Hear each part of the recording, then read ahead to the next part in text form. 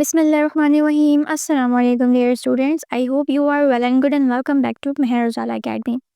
तो आज की वीडियो में हम आपके लिए फिज़िक्स 2025 का प्रिपरेशन पेपर लाए हैं फॉर क्लास मैट्रिक। जो बच्चे जिन्होंने मिड से कहीं एडमिशन लिया है, स्टार्ट से प्रिपरेशन नहीं की है, पेपर नज़दीक है और आप लोगों की फ़िज़िक्स की तैयारी अच्छी नहीं है, बहुत ज़्यादा लंबा सिलेबस है, बहुत ज़्यादा लेंथी सिलेबस है, आप लोगों की तैयारी नहीं है, आपको नहीं पता कौन से इंपॉर्टेंट हैं जो आपको याद कर लेने चाहिए, तो ये वीडियो आप लोगों के लिए है। क्लास मैट्रिक के स्टूडेंट्स, आप लोगों ने परेशान नहीं होना, आपने इस टारगेट पेपर से अपनी तैयारी करनी है। Most important definitions, differences, question answers और न्यूमेरिकल्स इसमें दिए गए हैं, जिसको अगर आपने इसकी तैयारी कर ली तो 90+ % आपकी इंशाल्लाह आ जाएगी।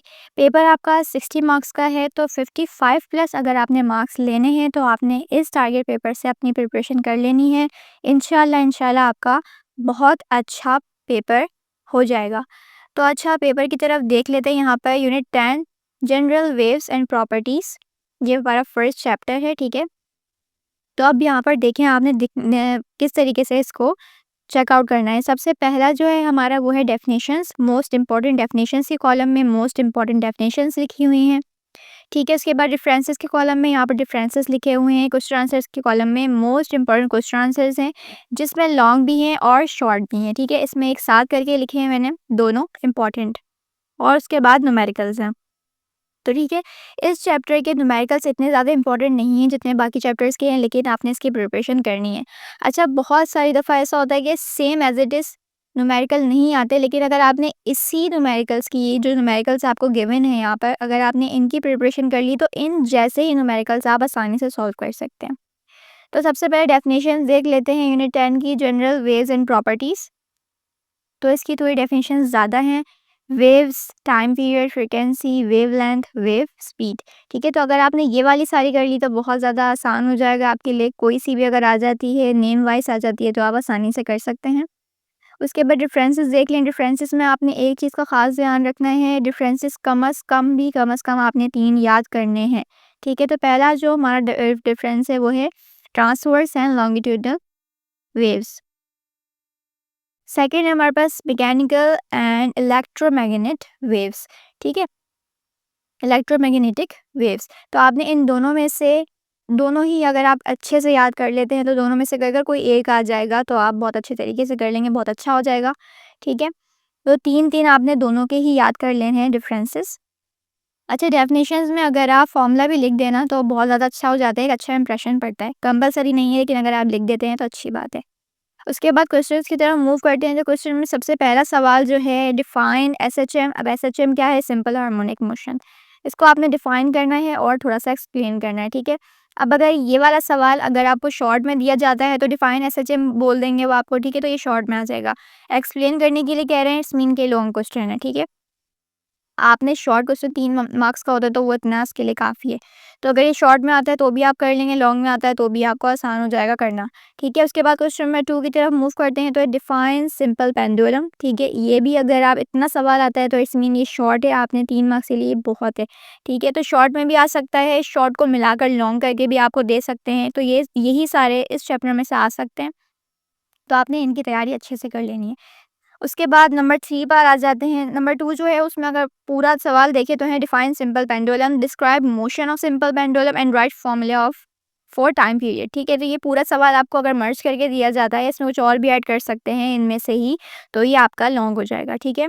उसके बाद नंबर 3 देख लेते हैं। नंबर 3 है explain simple harmonic motion by ball and ball system, ठीक है। तो ये हमारे सवाल हो गए इस चैप्टर के जो मोस्ट इम्पॉर्टेंट है। आपने अगर इनकी तैयारी कर ली तो बहुत ज़्यादा आसान हो जाएगा, बहुत ज़्यादा चांसेस हैं कि यही आपके जो हैं वो पेपर में आएंगे। उसके बाद न्यूमेरिकल्स देख लें। 3, 5, 7, 8 न्यूमेरिकल्स इसके इम्पॉर्टेंट हैं जो कि हमारे पेपर में आ सकते हैं। उसके बाद मूव करते हैं सेकेंड यूनिट की तरफ। तो यूनिट नंबर 11 हमारा साउंड है। साउंड की मोस्ट इम्पॉर्टेंट डेफिनेशंस हमारे पास जो है वो है musical sound, noise, echo, infrasonic sound, audible, frequency, range, ultrasonic sound, ठीक है। तो ये वाली तमाम इंपॉर्टेंट डेफिनेशंस है जो इस चैप्टर में से हैं, ठीक है। तो आपने इनकी अच्छे तरीके से तैयारी कर लेनी है। फिर क्वेश्चन की तरफ मूव करते हैं। तो नंबर 1 है describe electric bell jar experiment. ठीक है, तो इस एक्सपेरिमेंट को इलेक्ट्रिक बेल जार जो एक्सपेरिमेंट है आपने इसको डिस्क्राइब करके लिखना है। ठीक है, तो ये 110% लॉन्ग में ही आएगा। उसके बाद नंबर 2 की तरफ आते हैं। तो डिस्क्राइब 3 कैरेक्टरिस्टिक्स ऑफ साउंड। ठीक है, ये शॉर्ट क्वेश्चन में आएगा। अगर ये शॉर्ट में आता है तो आपने शॉर्ट में अटैम्प्ट कर लेना है। इसके साथ कुछ और एडिशन करके देते हैं तो फिर आप उसको लॉन्ग में भी आसानी से कर सकते हैं। ठीक है, फिर उसके बाद नंबर 3 है describe applications of ultrasounds of cleansing. ठीक है, इसी तरीके से ये वाला सवाल अगर शॉर्ट करके दिया जाता है, नेम वाइज चीज़ें 1-2 इसमें से दे जाएंगी तो आप उसको शॉर्ट में कर सकते हैं। अगर ये पूरा दिया जा रहा है आपको तो आप इसको लॉन्ग में अटैम्प्ट करेंगे। दोनों तरीके से ये आसानी है, दोनों तरीके से आपको मार्क्स मिलेंगे।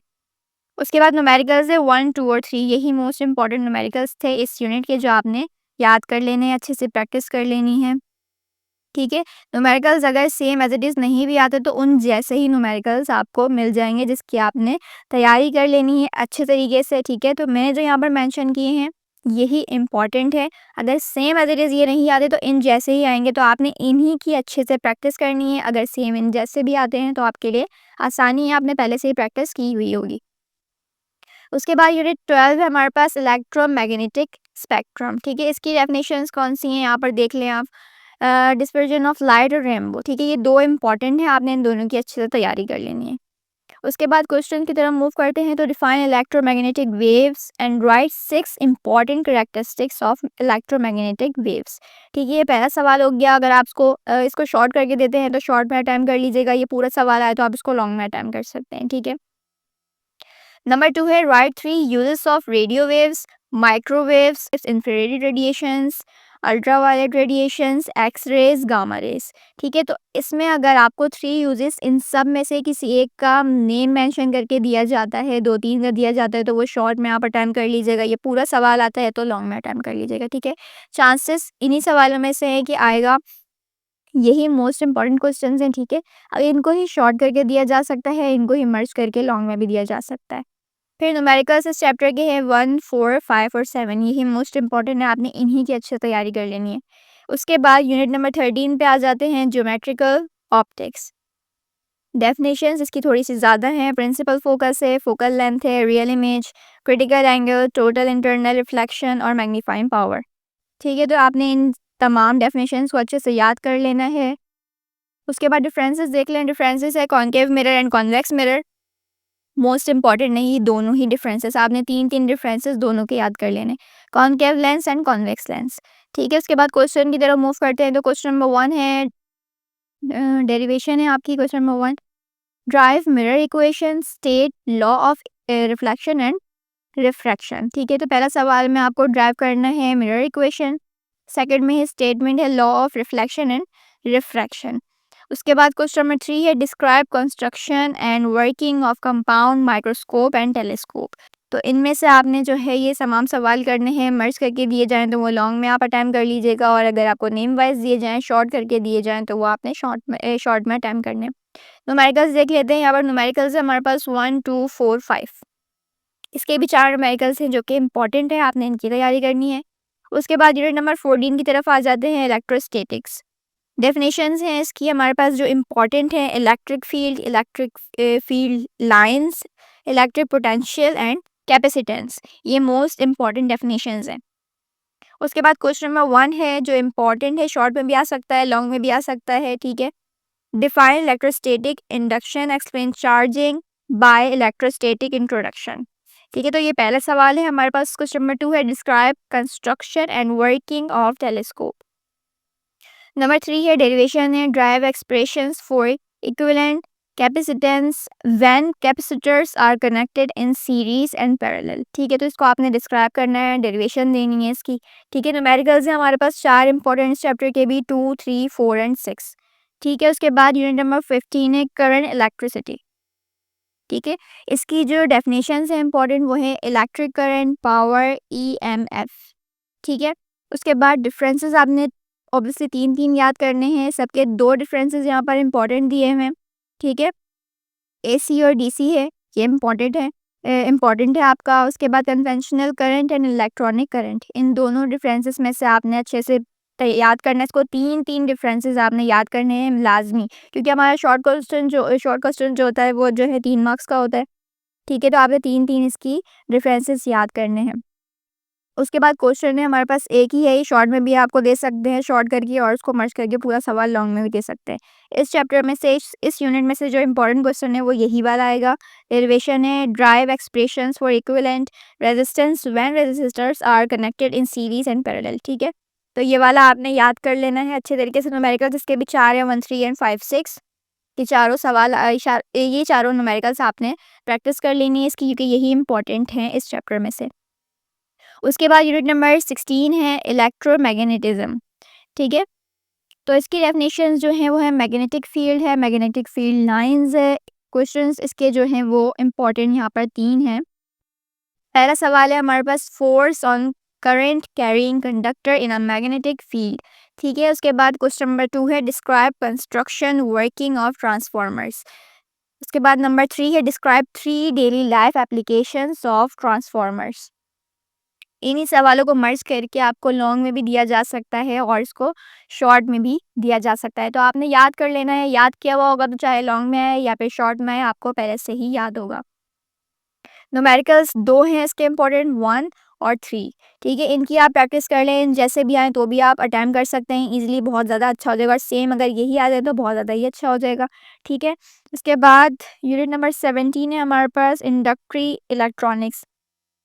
इंपॉर्टेंट क्वेश्चंस की तरफ आते हैं यहाँ पर, तो इस चैप्टर में से कोई डेफिनेशन जो है वो नहीं है। ठीक है, इसके बाद क्वेश्चंस हमारे पास हैं describe the effect of electric field and magnetic field on electron beam. ठीक है, ये नंबर 1 आ जाता है हमारे पास। नंबर 2 है describe the following logic gates with truth rate and symbols. ठीक है, सिंबल्स यहाँ पर दिए गए हैं, आपने इसको डिस्क्राइब करना है। ठीक है, नेम वाइज दिए जाएँ तो ये शॉर्ट में भी आ सकते हैं और लॉन्ग में तमाम पूछे जा सकते हैं आपसे।